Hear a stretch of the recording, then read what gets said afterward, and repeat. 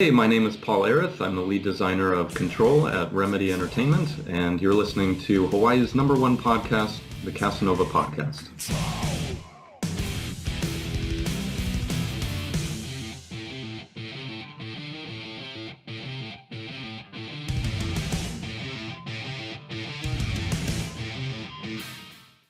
The Kasanova Podcast, the #1 podcast in Hawaii, is brought to you by these contributors on Patreon.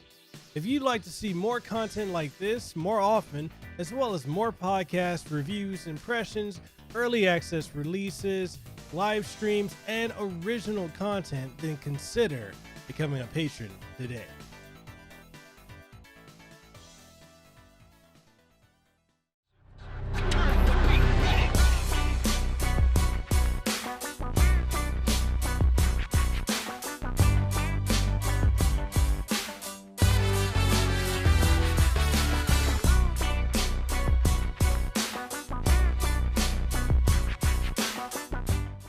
All right, and welcome everyone to another episode of Hawaii's #1 podcast, the Kasanova Podcast.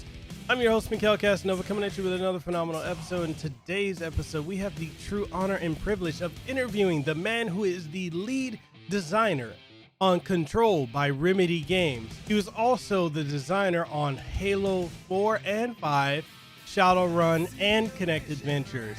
And it is just such an honor and privilege to have the man known as Paul Ehreth on the show. Now, if you haven't already, you need to go and play Control. That game is such a phenomenal game, and it's just something when you think about how every game that Remedy makes has a narrative and creative twist that's an experience like nothing else. And to see the work that Paul Ehreth and the team at Remedy did with this game is simply second to none. In this episode, we're going to dive into the creative process that they went through, his own personal adventures and endeavors and things that he enjoys, and so much more. So if you're ready to do it, I'm ready to do it. Let's go ahead and welcome Paul Ehreth onto the show.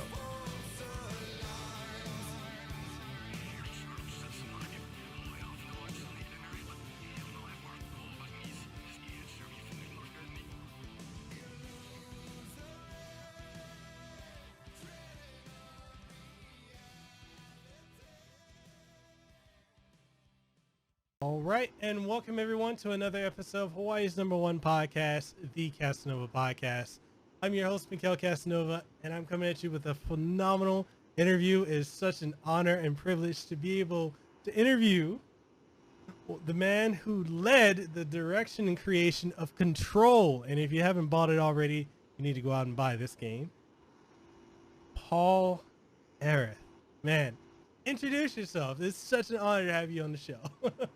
Thanks, Mekel. It's really nice to be here. Yeah, I'm Paul Ehreth, and I'm the lead designer on Control, and so I was responsible for sort of overseeing the gameplay of the game and how all of that came together with the story to make the experience that we hoped it would be. Definitely, man. You guys did such a phenomenal job. Just it's such a psychological thriller, the intrigue, everything about the game.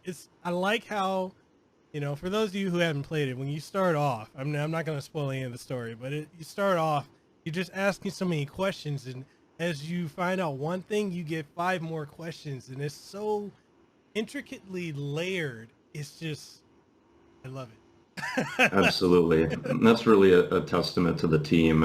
I mean, the whole game is really so many different talented people coming together, especially Mekel Kasanova, and who is the creative director and sort of conceived the original idea, and of course Sam Lake, who is the lead writer, and both of those guys are just world-class talent, and that's the reason I originally signed up on the project to begin with. Awesome. Tell people where they can find you on social media. So on Twitter, I am Bacon Sandwich. And you can follow me there, and I tweet about Control. Nice. And tell us about yourself. Like, what are some of your hobbies and interests and things that you like to do? Yeah, so I got into video games at a pretty young age. I think actually one of my earliest memories of what really got me into games to begin with was my older brother Dan brought home an original Atari, and he plugged in Centipede and cranked up the sound and turned the lights off, and I was so blown away. I think I was like 7 years old, but that moment really kind of changed my life, and I wanted to know, like, what is this thing, and how is it made, and how could I share this type of experience with other people, this kind of joy that I got out of seeing and playing that game. And so that was kind of what kicked off my desire to make games for other people. Definitely. And I mean, going from, because I also grew up with the Atari and the NES, and isn't it amazing to see like the different stages of gaming from there to now? It's like we're in another dimension. Yeah, literally multiple dimensions beyond that. Since it started out with 2D. Yeah. It's just crazy to think. I mean, from Centipede to the original Mario Bros, Double Dragon, Castlevania, Contra, to now, we have Control, we have Death Stranding, we have these amazing, photorealistic games that if you were to go 15 years back, 20 years back, 30 years back, nobody would fathom it. If what's out now was out then, they wouldn't be able to tell it from reality. Yeah, every time you look back at what was considered photoreal at the time, we would all laugh, just like we kind of laugh at King Kong, the original King Kong movie special effects now. But yeah, my good friend David, he has a few young kids, and instead of starting them out with the newest games that are coming out, he's actually taking them through basically the whole history of video games and starting them out with, the early Atari and NES games, and making sure that they have a well-rounded understanding of all this incredible entertainment that people have crafted. I mean, I think it's definitely important for people to understand, like, where gaming came from, where the pivotal moments were, how we got to where we are now. And I think we're seeing a lot of that resurgence of the older systems and consoles and companies is coming back. It's like a new wave. I mean, the beat 'em up genre is returning. We had River City Girls, and I was like, I personally didn't think that the River City franchise is going to come back the way it did. And I'm like, oh, okay, Double Dragon's coming back. And, it's crazy that Street Fighter V has so many Final Fight references. And I'm like, oh, a lot of people are like, who's Lucia? I'm like, play Final Fight 3. I think also we saw with Terry Bogard from SNK being announced in Smash, a lot of people were like, who's the Terry Bogard? What's a SNK? And I'm like, you got to know your history. It's kind of pivotal. That's right. Yeah, absolutely. Definitely. So how, like, walk us through it. Like, what got you into the gaming industry, and like, what was that point in your younger years that you thought that this is what you wanted to pursue? Getting into the game industry is a rather strange and mysterious thing to do, as many people kind of discover as they try to get into it, and it was kind of the same thing for me as well. So as I mentioned, I kind of started, with this moment of inspiration from the early Atari and NES games, but there weren't really any schools back then to study game development or game design, and how to get into the industry was completely, total mystery. And so what kind of was another pivotal moment for me was when Half-Life 1 came out. Yeah. It shipped with a lot of the tools that you could use to mod the game, to modify the game and build new levels and build different characters. And you can change like every part of the game, the whole user interface. And it kind of blew me away. And this was kind of when the internet was really starting to catch on, and people were starting to post tutorials on how to do all these things. And so, when I was basically in high school, I learned how to mod Half-Life, and I built a mod called Box War, and it was by pure accident. I was trying to figure out how to get a character into the game, and it kept failing. Every time I would try to export my player model into the game, it would keep failing. And so I decided, out of frustration, I'm just going to attach a box to the root of this character and just export just a box and see if that works. And it did.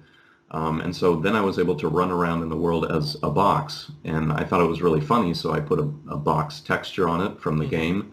And then when I would play multiplayer with my friends, I was the box that was running around chasing people.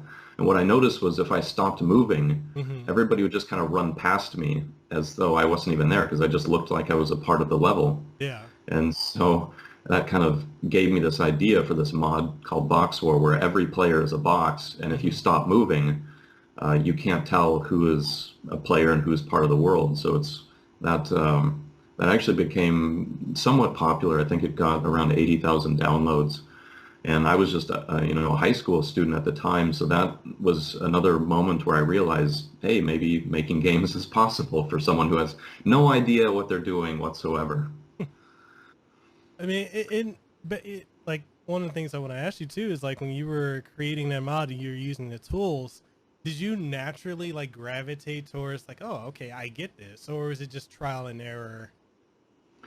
I think it was a couple of things. I think it was total trial and error and having literally no idea what I was doing, but really having the passion and that desire to create this thing called video game for other people to enjoy. And I loved the joy that it would create in other people's lives. And that made me want to share it even more. Definitely. And, and I think a lot of the younger generation that, came up, they were born in the 2000s, whereas, you and I from the 80s and onwards, it's definitely a different, I don't think they would understand like how different it was back in the 90s and the 80s. Like we didn't have, the access to information that we have now. So if you really wanted to learn anything, you had to, it's kind of like I have like this theory when it comes to like learning stuff back in the day. It's kind of like the G.I. Joe method. We just take it apart and you just put it back together. Absolutely. I mean, that's how we learn, I think, the most is by trying something and not knowing what we're doing and then failing at it and learning from those mistakes. And that's one of the things that I try to encourage at Remedy as a studio is that we don't have a fear of failure, that people can try things that they've never tried before and fail at it, and that we would just say, okay, well, what did we learn? There's another studio here called Supercell, and they're actually known for having failure parties, where they actually throw a party when they cancel a project, and then they present, what they learned from it. And I thought that was such a cool concept. Awesome, man, that's awesome. Yeah, and every time, and I like that you have that approach, because literally within everything, there's an opportunity for growth and learning. And that's something that, even for me as a podcaster, as a content creator, when I have gotten to where I'm at now, I'm a full-time content creator as of a week ago, and I'm just learning more and more things. And, when I work with other content creators and I work with companies, and I'm like, oh, okay, that worked. Oh, okay, that didn't work. Let's not do that again, bad. So it's just one of those things, Yeah, and absolutely. It's a fun journey. And that's really what I love. Yeah, that's the adventure of life. And, you've worked with many other companies before. You've worked with Microsoft, and, you were one of the lead designers for the campaign for Halo 4 and 5. Like how did you get to work with Microsoft? I worked with Microsoft as well, but not where you were. Like I'm it's amazing. Well, that was a whole nother wacky journey. So after I finished high school, again, there were still no schools for game design, even though I'd kind of built this little game demo. And I was actually considering going into the military because I had no idea what I wanted to study, and I kind of didn't want to just fail out of school without finding something that I was really passionate about. But at the last minute, I found this school. It was called Henry Cogswell College that was in Everett, about an hour north of Seattle. Yeah. And they had a program called Digital Art, which specialized in 3D modeling and animation for film.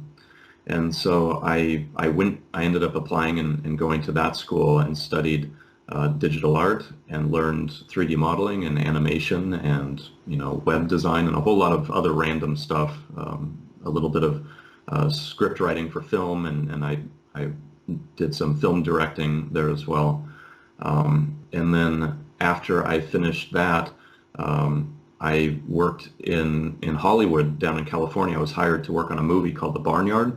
Wow. And and and because I was one of the few people that knew the software that they needed to hire people to use, and so I worked as a 3D artist actually to begin with there, and after that I decided that Hollywood was not for me, and I really wanted to get back to making games, and so I applied to Microsoft and I got hired at a studio called FASA that was making a game called Shadowrun for the Xbox, which was a competitive shooter, kind of like Counter-Strike, but with magic and tech upgrades.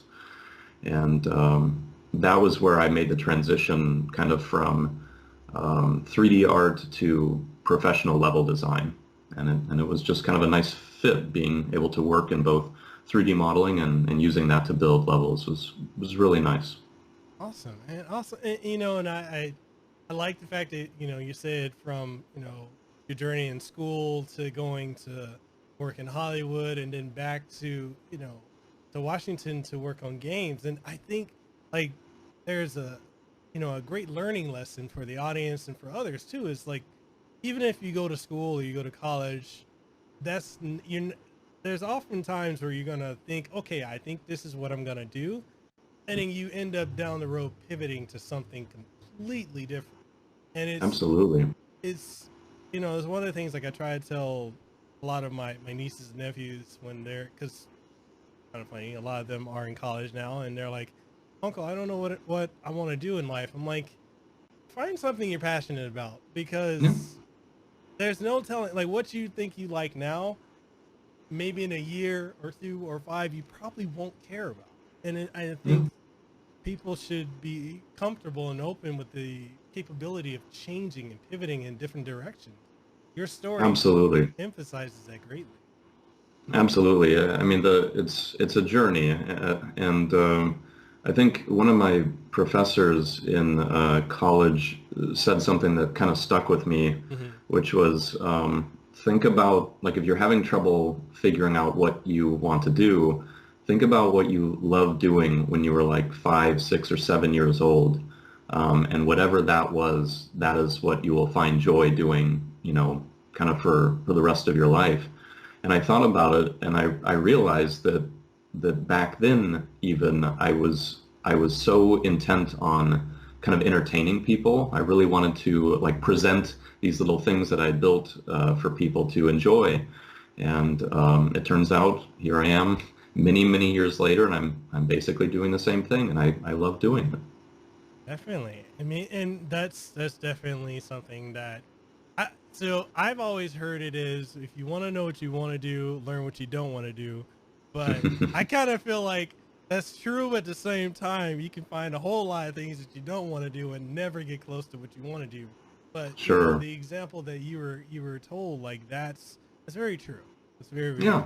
true. Yeah, it might work for some people that are still kind of trying to figure it out.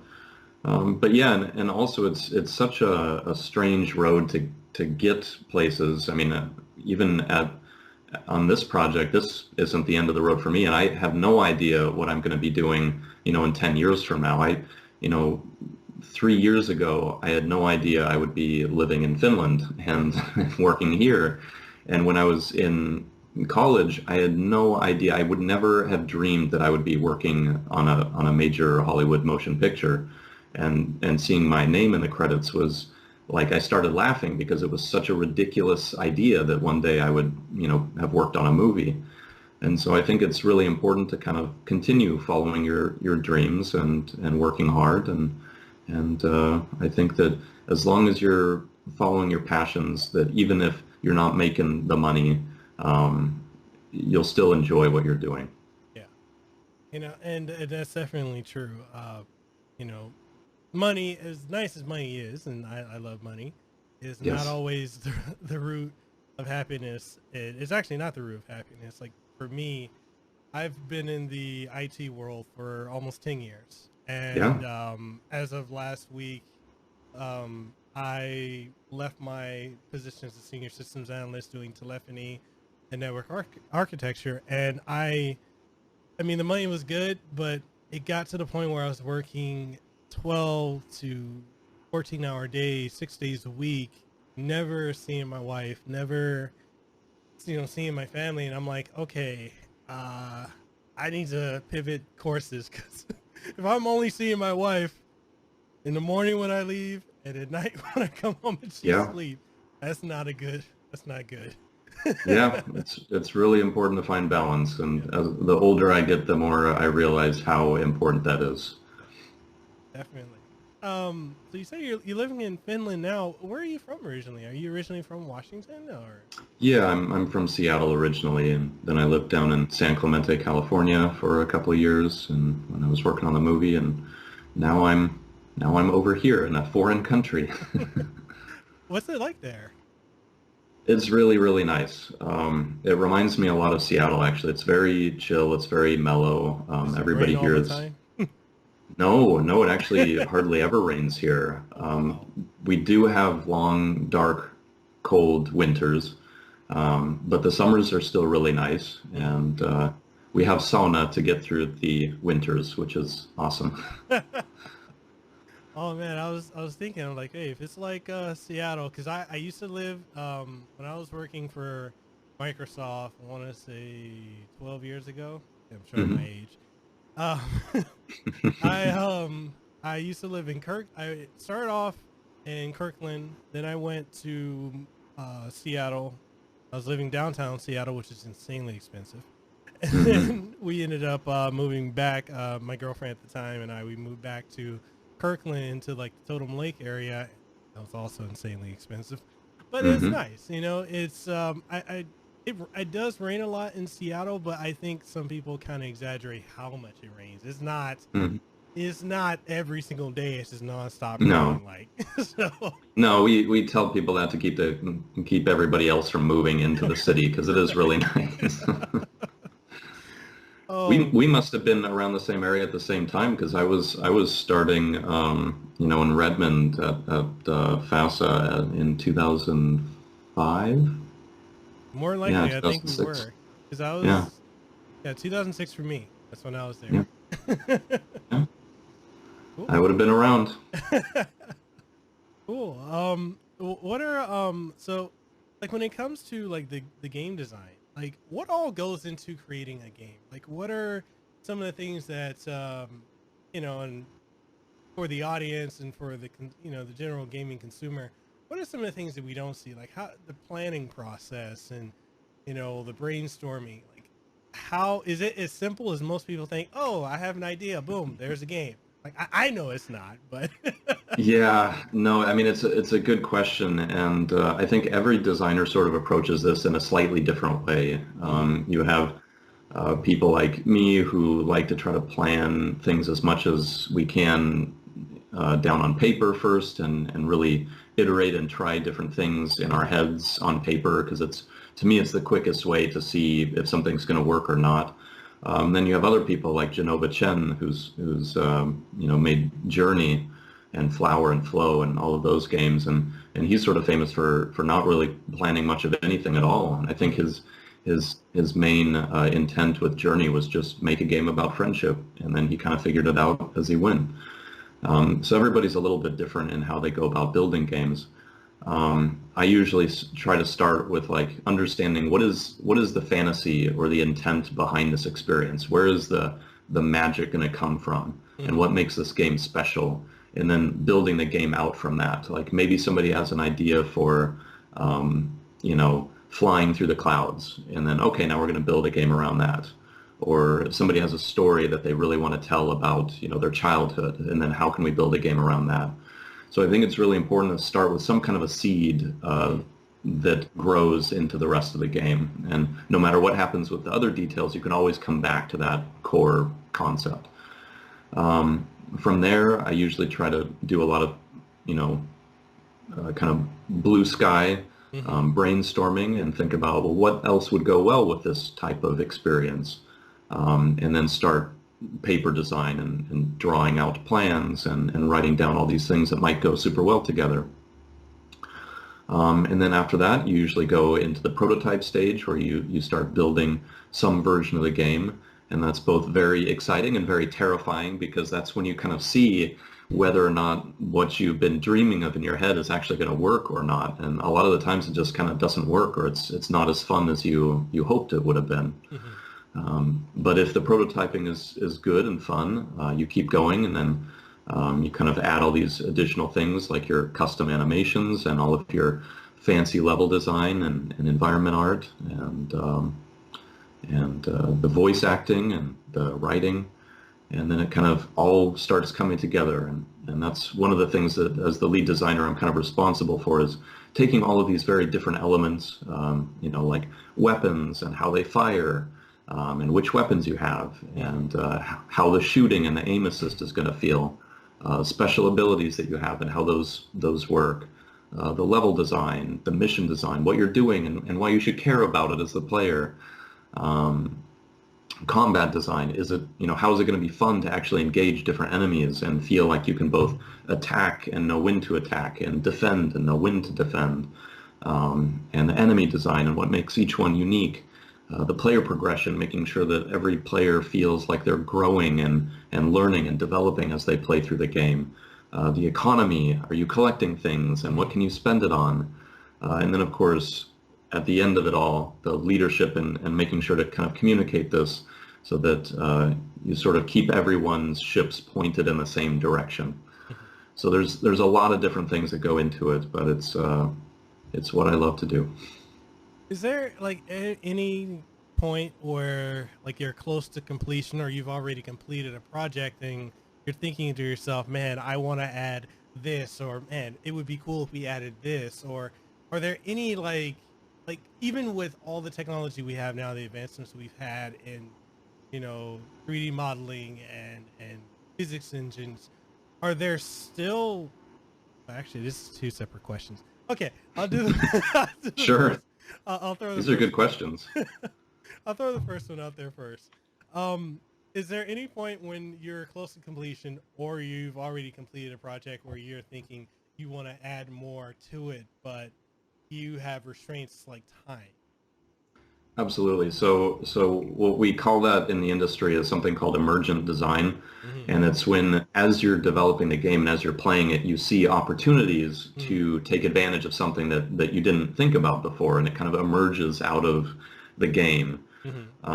And so you really do want to leave flexibility so that you can take advantage of those things. And some things, even in Control, came in very late towards the end that I think ended up being some of the more memorable parts of the game, and that's really cool.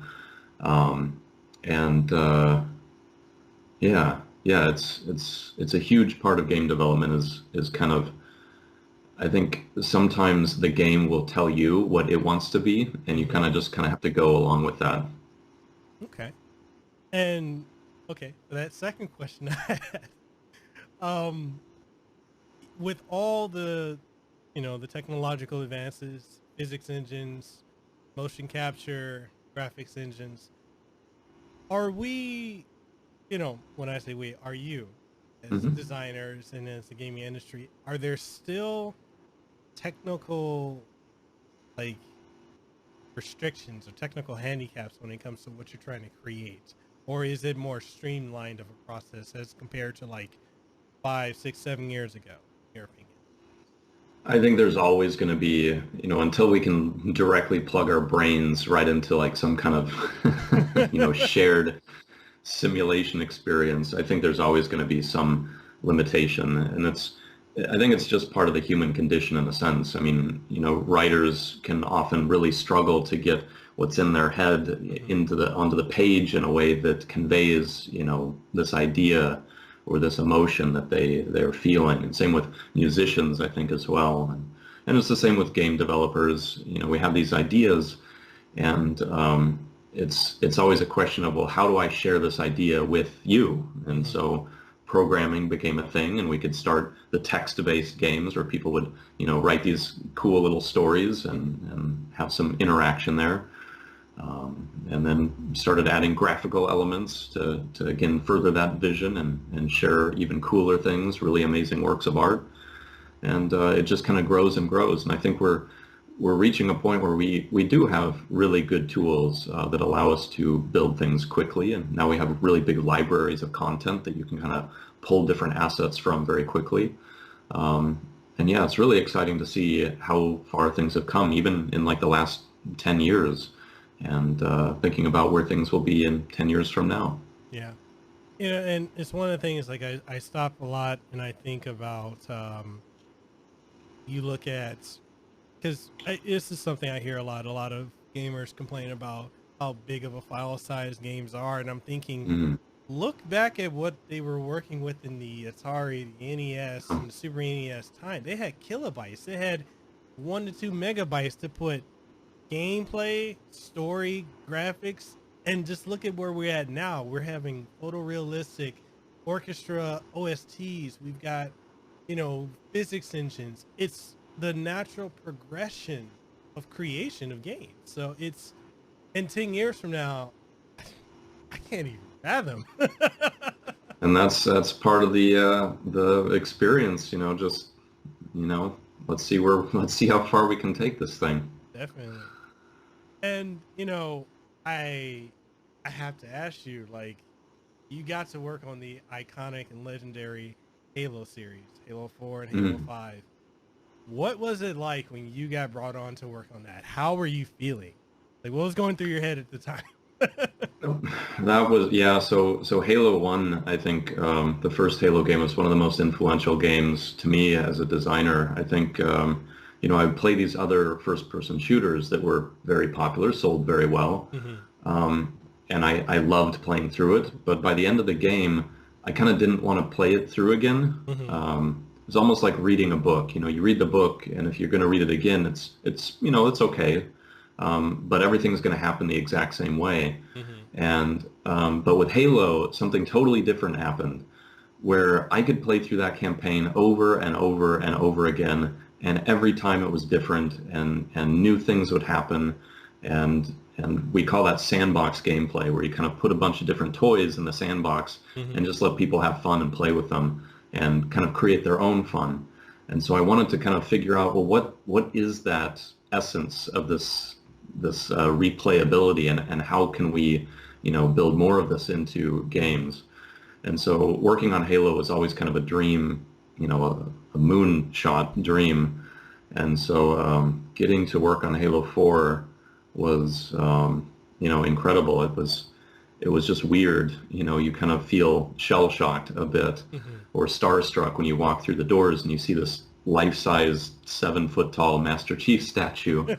And yeah, it was an amazing adventure, and it was really challenging, but I learned a ton on that project, and especially from the two campaign leads, Jesse and Ray, were both, incredible designers, and I learned so much from them during that time, and was able to take that forward to where I am now. Awesome, man, awesome. And you're currently at Remedy. I gotta ask you, how did it feel when you got hired there? Like, what was your experience? What was your thoughts? Because Remedy is an iconic company. You think of Remedy, you've got Alan Wake, you've got Quantum Break, you've now got Control, you got other games. And the thing I've always loved about Remedy is their games it's not just a game. It's a story. It's an experience. It's like, I can't really name any other game that I've played that reminds me of Alan Wake or Quantum Break or now Control, because it's like it's an interactive movie, and sometimes it feels like more than a movie. It feels like real life. But okay, I'm gonna shut up now. Go ahead. Yeah. No, I mean, that's all you hit it. Very cinematic is how a lot of people describe the Remedy games, and I think the very first game I saw was the first Max Payne game, and of course was blown away by the graphics, the technical quality. But I think the first game I really played was Max Payne 2, and I was just utterly blown away by, that cinematic experience of the game, and the story. It was incredible. So yeah, Remedy's been around for a really long time, and so again, I think there was a moment where I was walking through one of the storage sort of areas where they keep a lot of the old props and things that they use, and I saw I think it was Max Payne's leather jacket that Sam wore to for all the shots that they did for the comic book inside the game. And I was just like, this is super weird. I'm like being starstruck by this jacket that's here. And, it was like 20 years ago that I played this game. Yeah. So it was really cool just being able to meet Sam and the team. And there's a few people at Remedy that were there since the very, very beginning of the company that have been there for 20 years. Put myself in your shoes, I'd be starstruck. It's like, it's such a surreal experience. Like, before Max Payne, there was nothing that had that type of cinematography and this progression of story, the cut scenes, the layout of the comic book. Of course, the movie tried to emulate that, but the way Max Payne 1, Max Payne 2, The Fall of Max Payne 3, there was nothing before them that ever presented a story in that fashion, and it's so amazing.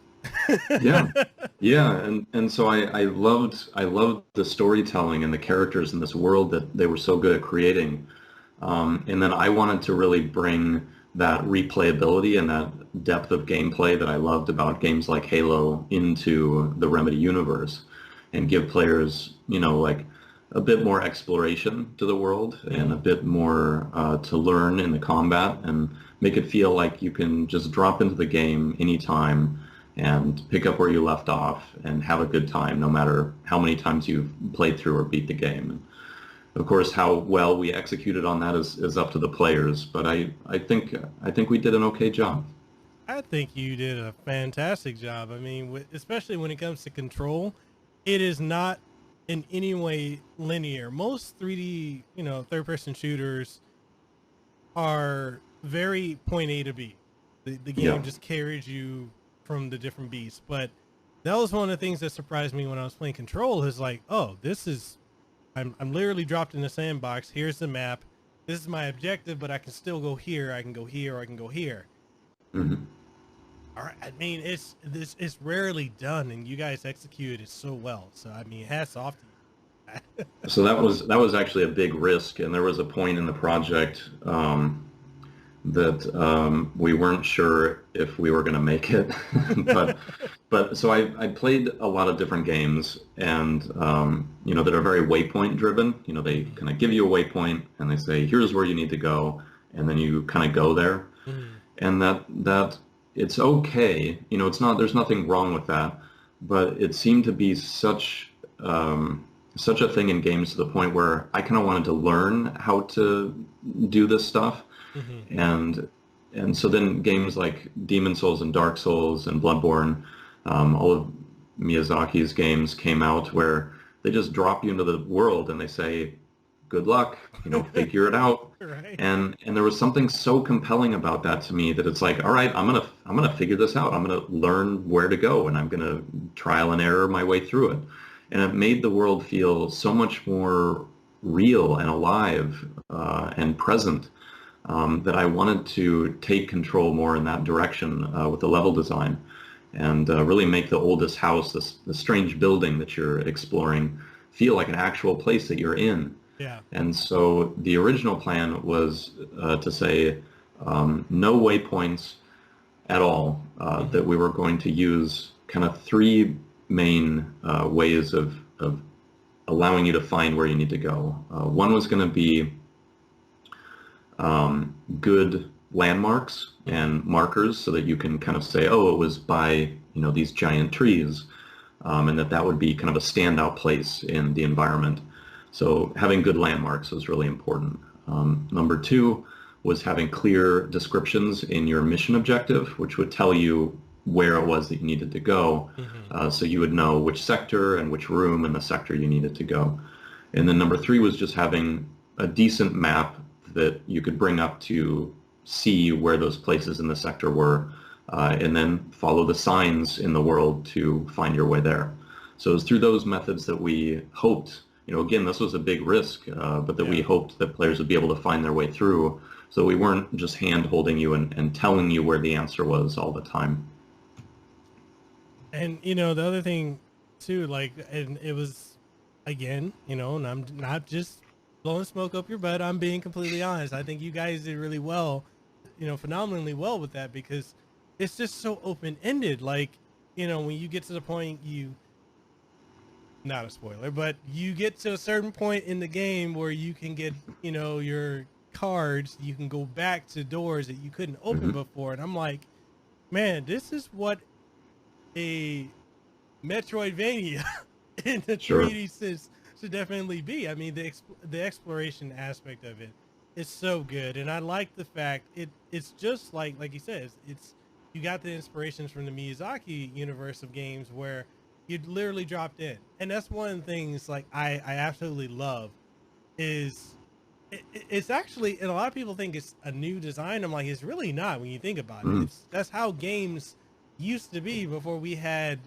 10 and 30-minute tutorials before, or in the case of some of the Persona games, you got 2 hours before you can actually play the game. Yeah. You just get dropped in, okay, figure it out. And I'm like, cool.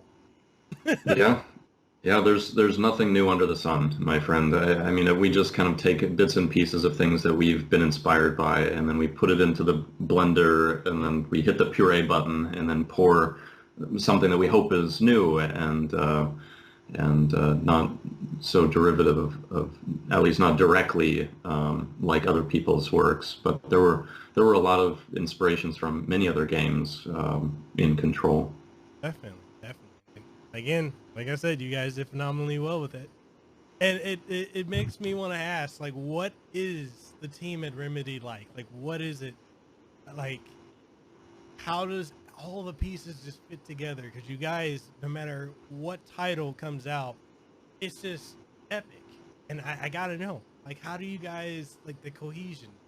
I know I do a lot of things with my hands, so I talk with my hands. No, good.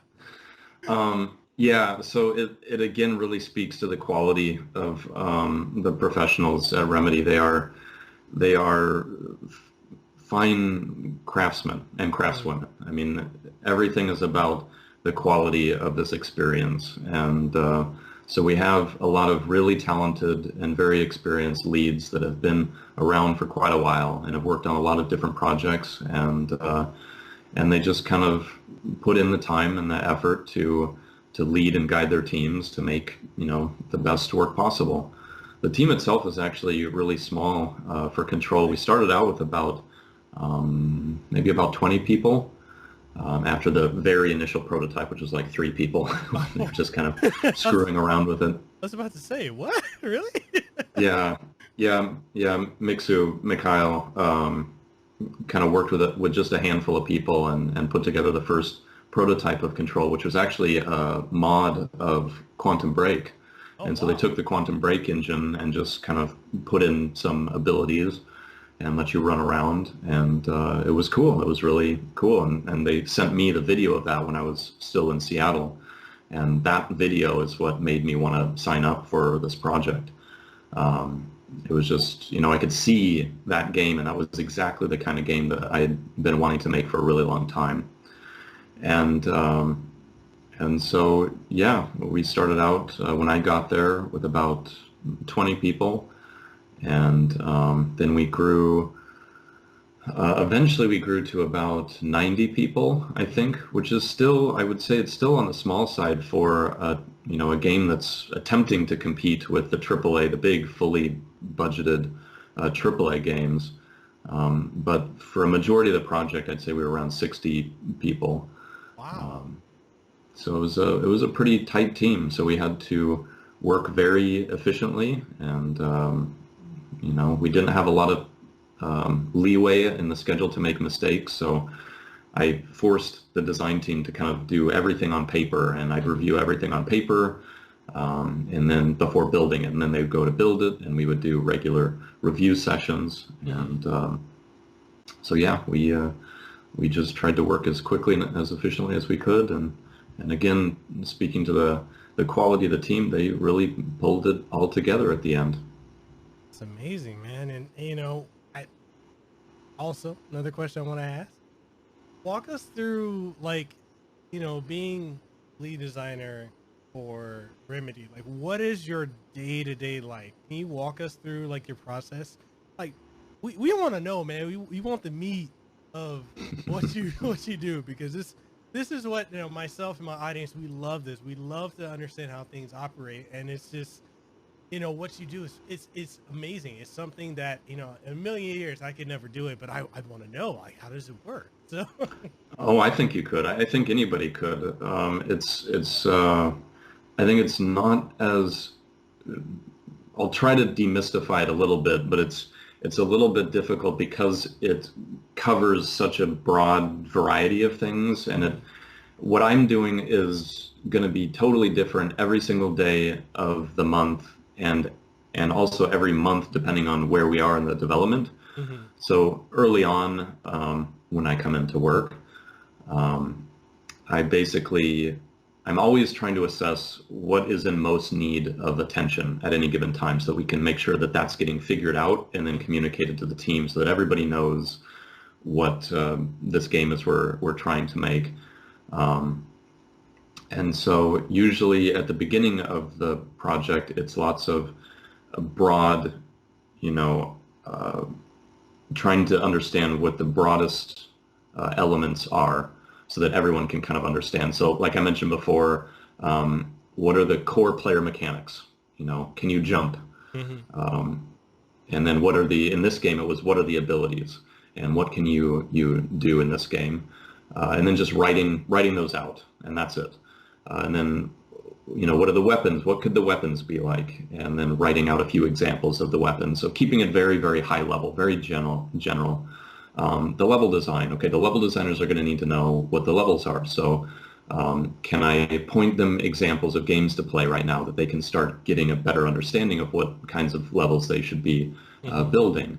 And then, putting together PowerPoint presentations that show, okay, here's examples of parts of levels that I think would work well with this game. And then, okay, now the systems designers need to know what they need to be working on. So how is the combat going to work, and what elements are we going to need so we can engage in interesting combat? So a lot of it is, at the beginning of the project, is just very, very high level planning and just starting to get the rough picture together. You can almost think of it like a Sudoku puzzle, where you have a few of the numbers already given to you on the board. And those are things like, okay, we're making a third-person shooter. This is going to be an action game rather than like a turn-based game. We have this much time and this many people. So you have some of the numbers on the board, and then you kind of have to start figuring out the other numbers. Some of them are easier. Some of them you pencil in something and then you erase it and write in a different number later. And then it just kind of moves forward. And then later on in production, sometimes I'm doing some 3D modeling for level examples, to give an example of like what would be a good combat space. Sometimes I'm working with the writers to figure out how are we going to do the missions, and how are we going to deliver the story to the player through the missions. How are NPCs going to work? Are there doors in the game? How do they work? Do you interact with them, or do they open automatically? When AI come up to them, do they open up for AI? So there's all of these questions that come up as you work more into the details. The devil is in the details, as we say. And so you just keep working from general down to specific, and it never really comes from one person. It never comes completely from me. It's always a matter of being very open to all these other incredibly talented people, and taking all of these bits and pieces of ideas and finding ways to fit them all together that make this kind of puzzle, this finished puzzle of a finished game. Awesome, man. Awesome. It's, and as I've, over the last 2 years that I have been working, more closely with the gaming, community when it comes to not just the game community, but the gaming company. I've Hmm. worked with, working with Microsoft and working for them for years, and also, working with Square Enix, working with Capcom, working with Nintendo. It actually, back in May, right before E3, I was working with Capcom for, and I mean, I can say it now because it's out, for Hmm. the Monster Hunter Iceborne.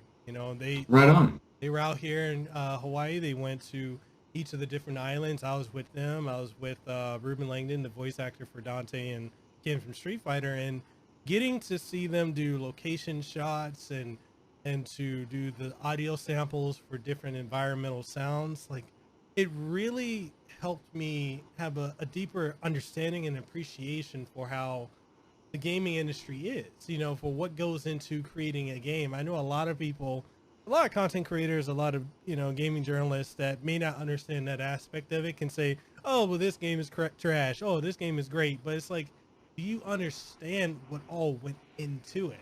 And Yeah. it's so intricate, and from what you described to me, from what, you oversee and what the team that you work with, some of the things that I personally have had the privilege of working with, it's it's so well rounded. It's every cog works together in conjunction to get the vehicle moving forward, and it's I love it.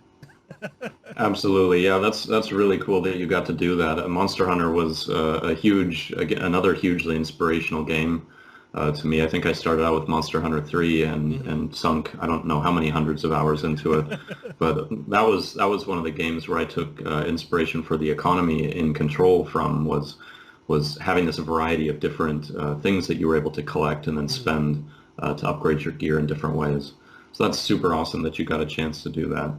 Yeah, I mean, it was completely like nothing else I've ever experienced. And for the audience, any of you who are wondering, like, oh, if you get selected or you get to work with these projects, yes, you sign an NDA. Hmm. Yep. And you cannot say anything. It was so funny because I would go around places and people were like, "Hey, is that are you walking around with Ruben Langdon?" I'm like, "Yeah." Oh, what are you guys doing? Nah, we just hanging out. Nothing. We're Just just hanging out. BFFs. Yeah, Yeah. they're like, "Oh, who with all those people around you?" Ah, don't worry about it. Yeah. Nothing to see here. Yeah, it's weird when you work. I mean, this is like every day, almost all every year on every project is, family members, friends asking, so what are you working on now? And I just say, well, I can't really talk about it. Maybe in 2 years I can talk about Right. it. It can be really frustrating sometimes, but that's part of the life. Definitely, definitely. And and it's when you're working in the industry like as you are, it's such a different thing from, the 9 to 5 consistency that a lot of people are used to. It's you never really know what you're going to be doing next, is what I've Yeah. gotten the impression from, voice actors, developers, the sound engineering team.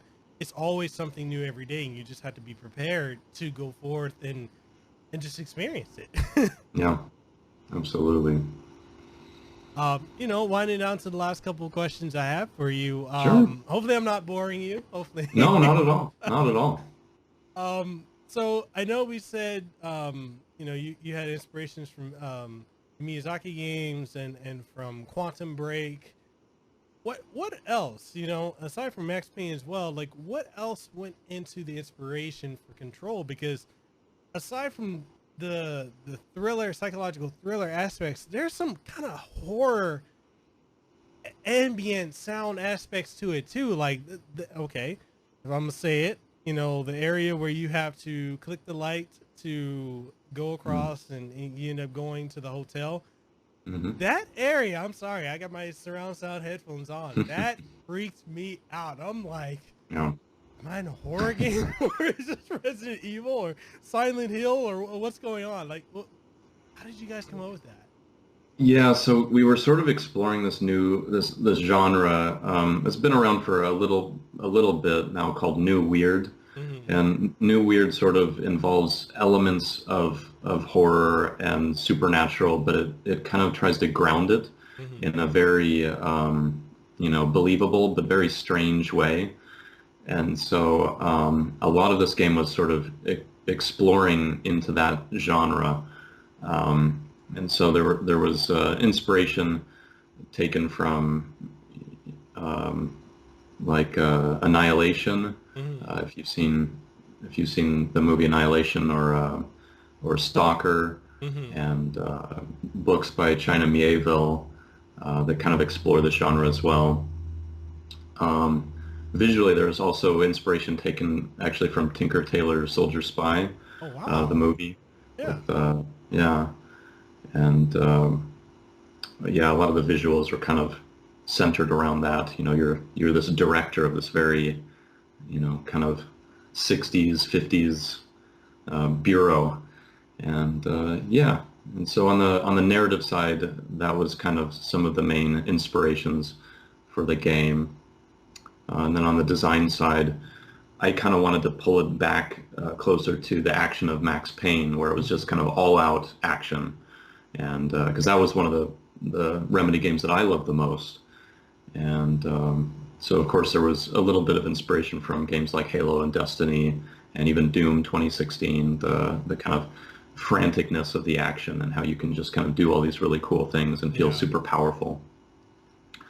So yeah, just kind of pulling in a lot of that, and then a little bit of Dark Souls for some of the world design, level design. And then we had a whole lot of other super talented people just kind of putting in these little flavors and elements. I think our mission designers, Jonas and Anna Marie and Tommy and Temu, all kind of came up with these interesting ideas. Each one led one of the different sectors, and each one came up with their own ideas. I tried this new thing where I wanted to, they may have never forgiven me for this yet, I'm not sure if they have or not, but I wanted to try something a bit experimental, which was in order to avoid each sector from feeling the same, I wanted to not, I kind of wanted to separate them all. I'm fascinated by this concept of culture that we have in the world, where you can travel to all these different countries and you see these different cultures that are very unique, and they kind of sprouted up for reasons. And I think a lot of what makes them unique was some amount of separation from other cultures. And now, because of this sort of globalization and the internet, we're seeing these cultures kind of merge together, which is good in some ways. I think you get the cross-pollination and new ideas forming. But in some ways, I feel almost like a sense of a bit of a loss of the uniqueness of these individual cultures. It kind of starts creating one giant hodgepodge. And I wanted to avoid that with our sector design. So I actually kept them very separate from one another and tried to prevent them from really talking to each other too much about what they were doing in their sectors, so that each one would kind of grow almost organically and separately. And then I would be there to kind of make sure it wasn't getting, too far out of control. So that was how we kind of went about building all these different sectors. And one of the reasons why I think they have each their own flavor is because each one of our designers kind of put their own soul into them. I mean, that's, and you can definitely, for anyone who's played it, you can definitely tell in each area you go to, it does have its own identity and feel to it. And that's something, like some areas you'll run through and you're like, oh, okay, I can get, senses of Quantum Break from it. Oh, some Max Payne, like you said, some Halo, some, such and such. And then you go through certain areas and it's like dark with the throbbing red lights and you're like, is this Silent Hill? Yeah. It's, there's... Oh, go ahead. Yeah, there was, I think, some of the most interesting moments in the game, and I don't want to give too much away, but there are a few key moments that people are talking about the most on social media that happen in the game. And those were just, one of the designers just came up with an idea, and I said, make it, just go build it, let's get weird, let's get crazy. And let's see how far we can kind of push this strangeness that we're trying to do. And I think that's one of the cool things about this world, is that we built a world where we can kind of create anything we want to, and then kind of pull it all together into one one world that it all somehow, strangely enough, makes sense in. And yeah, it was a way that we got very strange things in the game. I mean, and that also has me wanting to ask you, like, how did it feel? Like the fan reception has been astronomically good. Like people Yeah. love the game, and it's, I remember seeing it at, I remember seeing the announcement for it last year E3, and then Hmm. I was at E3 this year, and it was amazing. Like people were talking about, like, man, wait, I have you seen Control? You seen the trailer? It looks really, really good. And then it launched, and it's like it's almost like out of nowhere. People were like, "Whoa, I'm not talking about Borderlands. I'm not talking about Astral Chain. I'm talking about this. I'm talking about Yeah. Control." And it's like, okay, I'm gonna shut up. How did it feel for you? I mean, it was amazing. I think we ended up winning more awards at E3 than any previous game I've worked on, to like a crazy degree. I think that that people were as fascinated by the game that we were, in creating this game, and it was amazing. At each studio, at each game you work on, some people play the Metacritic casino game where you try to bet on what your Metacritic score is going to be, and I always hate trying to guess because superstition. You don't want to jinx it, Yeah. but I wouldn't have guessed that fans would have like got it and really like appreciated what we were trying to do as much as they did, because it was risky. We were trying things that could have gone totally horrible, and but they didn't. Again, speaking to the team and the quality of the team, everybody pulled it together, and I think that the fan reception was everything that we hoped it would have been. Definitely, definitely. And I winding down to my last three questions. With as much passion, I can tell you're very passionate about anything that you work on, and that passion, it bleeds into the works that you've done. What do you do when like, okay, I need to step away for a bit? What are some of the things that you're interested in, or like kind of like your feng shui, your meditation, or whatever you need to do to just get back into that creative process, the creative flow? Like when you step away, what are some of the things that you like to do or that you enjoy that we as the fans and audience may not know? I love swimming. I'm a super avid swimmer, like long distance swimming, and I'm actually super out of shape right now, so I need to get back into that. But it's like a Zen thing. It's like how I center myself, and that helps a lot, especially when things get stressful, as they often do, when you're working on something that everybody cares so deeply about. And so that swimming is a big part of my life. Sauna here, Finnish people love sauna. They invented it. They should love it. And and so that is also something that I kind of discovered. The proper sauna, at least, is incredible, and it sort of changed my life. It's so relaxing, especially in the winter when you go inside of a box that's roughly 200 degrees Fahrenheit, and then you go into where they cut a hole in the ice and you swim in the frozen sea, and Wow. it makes you appreciate life to an extreme degree. But it's amazing. It's life changing. And that's one of the things I love most about living here is being able to do that. Other than that, I usually like to play a lot of games and just get inspired by the incredible work that other developers are doing, and it's just part of what inspires me to want to make these games. I get so excited to play these games, and I want to do that and share that with other people. And so playing a lot of games, watching a lot of movies, listening to a lot of music, um, reading books. I'm not a super good reader, but I got a Kindle for Christmas last year, and so I've been reading a lot more and been getting a lot better at it.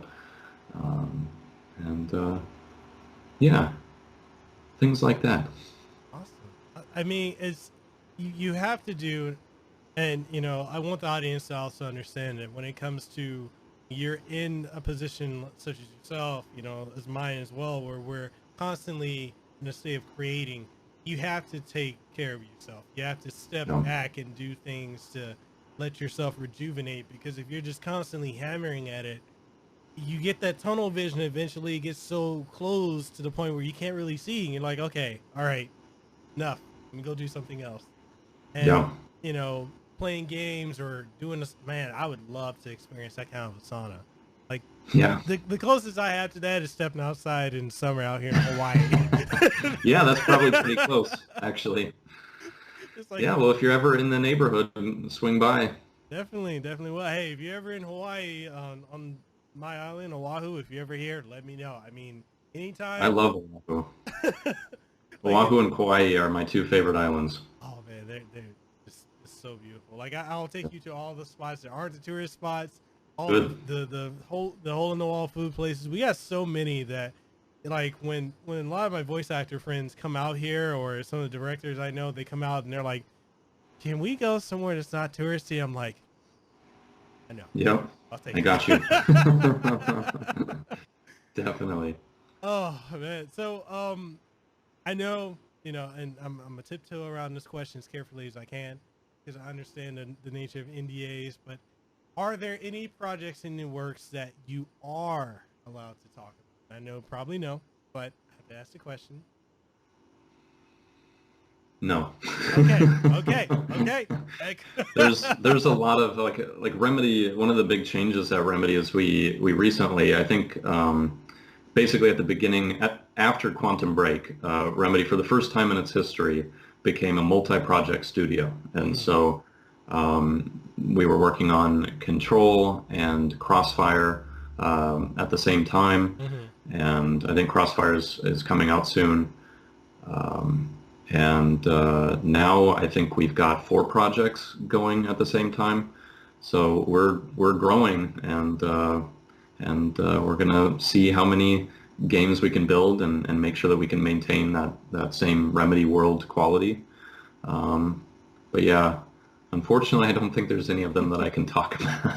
Hey, that's fine. I understand the NDA process, so, you know, I always tell my audience every time they give me the question, they're like, you know, ask them what are they working on now. I'm like, you need to understand, when you sign that contract, you don't say anything. They're like, oh, people leak. I'm like, it's not smart to leak. It's not, especially with the, and I think that's one of the things too. And I've learned, you know, working for Microsoft, going to E3, working with the gaming industry. I think a lot of people that are just consumers of games and like to play games, I don't think they understand, and honestly, even YouTubers as well, I don't think a lot of them understand how tightly interconnected the gaming industry is, because if you burn one bridge, more than likely you've burned the whole damn thing across the board. So it's like, Yeah, I mean, I have some crazy stories about that. When I was at Microsoft on Halo, we would work regularly with Microsoft Test Lab, it's really like one of the biggest and most elaborate game testing labs in the world, and they really pioneered that game testing at Microsoft. And so we had access to this incredibly, you know, rich lab where we got all kinds of data. And so, like, imagine, you know, like, I don't know, like 60 different test stations across 3 different rooms, like 20 stations per room. Each one has their own like little cubicle, and you've got your own headphones and your own monitor, so you can just kind of get immersed in the game. And then in the kind of control room, we can see up on these screens every player's screen, seeing what they're playing, what they see on their screen, and we can see a video of a camera that's watching the player as they play, so we can see, you know, are they getting frustrated? Are they really excited right now? Most of the time you just get gamer face, which looks like this. it's so true. It's totally true. Because, you know, when you're in the zone, your brain is saying you're having a great time, but, you know, it's not showing up on your face. But what happened was there was this game that was being tested, this other game that was being tested, and and somebody who had come in to play test started leaking pictures that they had taken of the game from their phone and putting it in this forum, and they started leaking stuff about the game, which was, it's a lot of people would say, well, what's the big deal? The main problem with leaking stuff is that, number one, it shows the game in a really unfinished state when, we're often not ready to show it to people, and we care a lot about giving you the best possible experience. So we want it to be as good as we can possibly make it before, we show it. And the second thing is that it really makes it difficult to time on the schedule when we're making announcements, because it's really difficult now with so many games coming out to time announcements to where anybody can see it, through all the noise of all these other announcements and news that's coming out of the industry.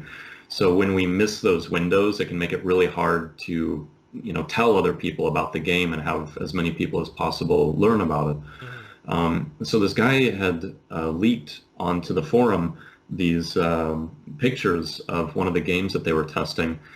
And the way they found out about it was they went back and reviewed the footage from the playtest session, and they went through each individual person, and they found that one of the screens, the game would pause, like he would stop moving at the exact intervals as when the screenshots were taken on the forum. So they're able to compare when one of the people, stopped moving and when the screenshots was taken, and they were able to find the guy that did it. And it turned out he was like I think he was a kindergarten teacher, like a nice, guy, just like a average everyday guy. He had no malicious intent or anything. He was just really excited about the game. But they had to explain to him, hey, this is really damaging, and now you have to make sure that all of these websites take down these images. And I think that he ended up doing all that. But I think it was maybe a harsher lesson to learn than was necessary. But as a result of that, I think that they are much clearer with people when they come into test to explain, why it's so important that you not, talk about or leak anything that we're working on. Yeah, I mean, it's just one of those things. I mean, even, as a reviewer, when companies send codes, there are certain outlines of, please don't share, this before, don't stream it, don't put pictures up, or you'll get a press kit like, okay, you can show this or you can show that, but don't show this because we're waiting for, whatever the embargo to lift. And there's so many, I see it constantly with other YouTubers, other content creators and journalists, where they just, oh, we don't care. We're just going to say, I don't care. I'm going to get another code anyway. And it's like, it sets a bad precedence. Like, set the example of what, you should be doing. Don't be that guy. That's just, it can be really frustrating because we do work really hard to try to set everything up to be as good as we can make it. And sometimes we get blindsided from time to time. I think a few times, with the Halo 4 announcement, nobody had known about it leading up to when we were going to make our big E3 announcement, except that morning. Like, I remember waking up that morning and seeing this massive email, all these emails in my inbox, and I just went, oh no, what what happened? And it turned out that I think Microsoft Canada had accidentally uploaded the announcement website before we went live, and so they had pre-announced Halo 4, and then of course they tried to take the page down, but at that point it was spreading like wildfire, and I was just like, you guys, we were so close, nobody knew about this. And then the morning of, like, our own company totally blew it. It's, and it's really hard. Like, I remember a couple months ago that actually happened to Capcom with the new announcement for the characters for Street Fighter V, and that got leaked at I forgot the tournament. Was it Evo? It got leaked. It got leaked to Evo, I think by Steam. I think it was Steam, or maybe somebody who was testing leaked it out, and I'm like, you know, a lot of people are like, oh, well, cool. At least we know what we need to spend our money on. I'm like, you guys don't understand like the amount of work Yeah. that goes, like, this is people spending months and years of their lives working on something just for somebody to be like, oh, okay, here's my phone, I'm gonna take a picture, boom, boom, boom, or I'm gonna release something that I signed an NDA to, and then boom, it's out there. Oh, Hmm. I don't care. Like, yeah, but Yep. Yep. you're affecting countless people that worked on it, so it's unfortunate that happens. Yeah. Yeah. That's the way it goes sometimes. True. Well, you know, the last question I have for you is, what advice would you give to our audience here that would be interested in getting, you know, into video game design or into the gaming industry as a whole? Oh, absolutely. So, yeah, so it really doesn't matter what your background is or what your passions are. There are totally things that you can do to contribute to building a game, whether it's if you love, making music Mhm. or, audio engineering, recording sound effects. If you like painting, just being able to paint textures. If you like sculpting, building characters. Uh, I mean, there's I think as many different specialties as there are, even like data scientists, Mhm. web developers, it like doesn't matter. Games bring like every different discipline together in Yeah. some way, and so it doesn't matter whatever your background is. I've worked with game designers that came from bioengineering. One of them had a master's degree in bioengineering What? for like biochemistry, and he just decided at one point that he just really loved making games, and he was really smart, and that was super cool. So you can get into games from any avenue, and that's legit. So so what I usually recommend to people, if you want to get into games, Mhm. is one thing: start making a game. And there's so many great tools out Yeah. right now that are totally free. You can download the Unreal Engine, you can download the Unity Engine. There are tons of tutorials all over YouTube that literally walk you through step by step, like how to get sound effects playing, how to get your 3D models in. There's even free 3D modeling software you can download and use to get, different models in the game. And so, um, yeah, there's really just like no excuse anymore to just be able to, not just get right in and start building something. So I really encourage anybody who comes up to me and says, I really want to make a game. How do I get a job in the industry? And I just say, if you really want to make a game, start making a game. That's, I Yeah. took these free Half-Life tools and without knowing anything at all, put together this goofy little demo, and some people ended up having fun with it.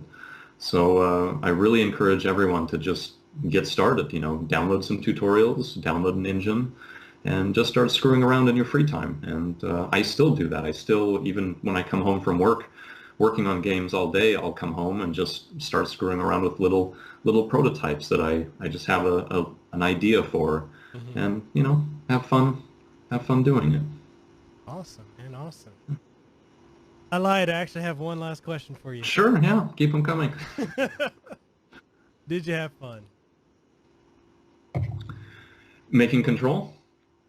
making control, being on this podcast, Oh, conversation? yeah, absolutely. It was a blast.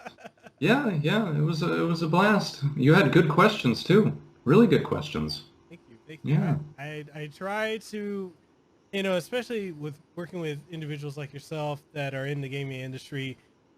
I know you guys more often than not get asked the same questions over and over and over, and it's challenging for me trying to come up with things that are not the norm. You know, like, okay, let's pivot off and go to this direction with a different question, completely out of the spectrum of what we're talking about. But I think that's what makes conversation fun, you know, having the organic ones where, you know, yeah, we could talk about just this, but I'm like, okay, I'm curious about you. Like, how did you get to where you are? Like, what's your Yeah. journey? Because, Yeah. you know, that's, yeah. Everybody's got a different journey. It's amazing. I love hearing other people's stories as well. I mean, everybody kind of comes into games from totally different places, and it's kind of beautiful how it all comes together. Awesome, man. Awesome. And is there anything you want to leave the audience with before we sign out? Yes, I'm going to teach you guys how to say goodbye in Finnish. Okay. Okay. Are you ready? Ready. Moi moi. Really? Moi moi. Oh. All right. Yeah. Right. Moi There moi. it is. Yeah. Hey, did you enjoy this episode of the Kasanova Podcast? Well, I'm sure you did. And since you did, and you're wondering where else you can find it on every podcasting outlet. Yes, that includes Apple Podcasts, Google Podcasts, Stitcher, TuneIn Radio, iHeartRadio, Spotify, Launchpad DM by Podcast One, and so much more.